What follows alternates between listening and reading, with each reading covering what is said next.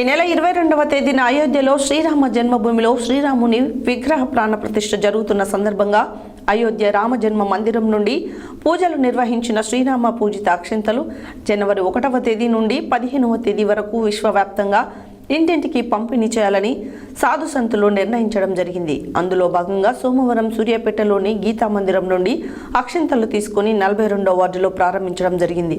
అనంతరం వార్డు బాధ్యులు చెల్లమల్ల నరసింహ మాట్లాడారు.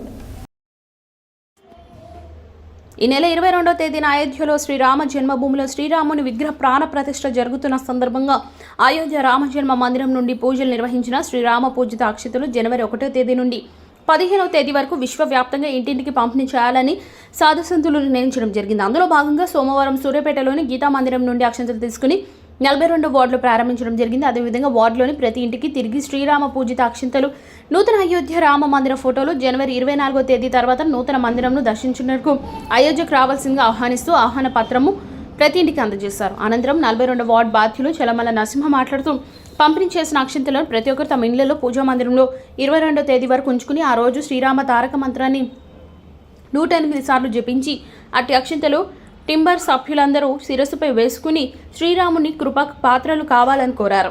అదేవిధంగా అదే రోజు సాయంత్రం తమ సింహద్వారంలో ముందు 5 దీపాలను వెలిగించాలని కోరారు. ఈ కార్యక్రమంలో ముఖ్య అతిథిగా అపం శ్రీనివాసరావు, బొట్టు వీరయ్య, అనంతుల రవీందర్, కథగంట్ల అనిల్, మొరశెట్టి రామూర్తి, మాజీ కౌన్సిలర్ చలమల సుజాత, కర్ణాటి కృష్ణవేణి, కక్కుల ధనలక్ష్మి, దామర రమ, గుండె ప్రేమలత, మీలా లలిత, అనంతుల హేమమాలిని, మోషేటి కవిత, వెంపటి విజయలక్ష్మి తదితరులు ఉన్నారు.